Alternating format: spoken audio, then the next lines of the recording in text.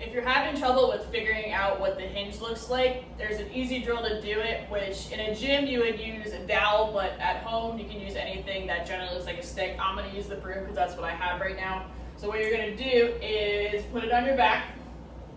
So you're going to have your hands like so, and then making sure that the broom maintains contact with the back of your head, with the back of your torso, and your butt.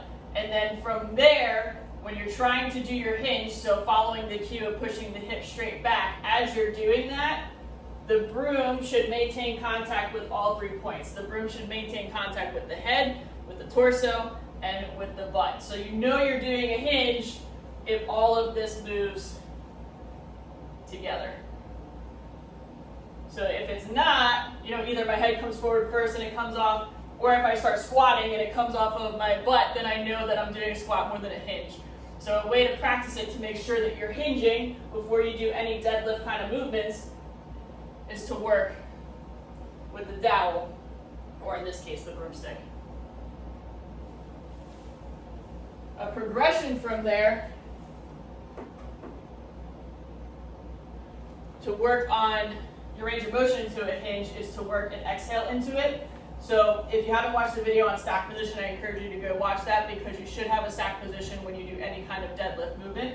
But to check our boxes here, we're going to get our hamstring tucked, right? And then we're going to get our exhale to get the rib cage down. Okay, so now I'm locked in my stack position. And then from here, when I hinge, I'm going to facilitate it with an exhale and a reach. So as I go,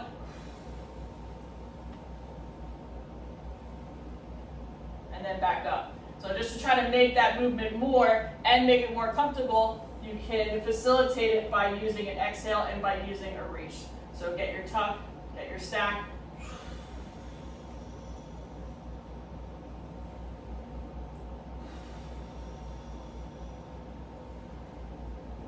And then from there, when you're going to go actually deadlift, you can work that into reaching to the floor to try to get whatever weight you're going to pick up. So it would look like this.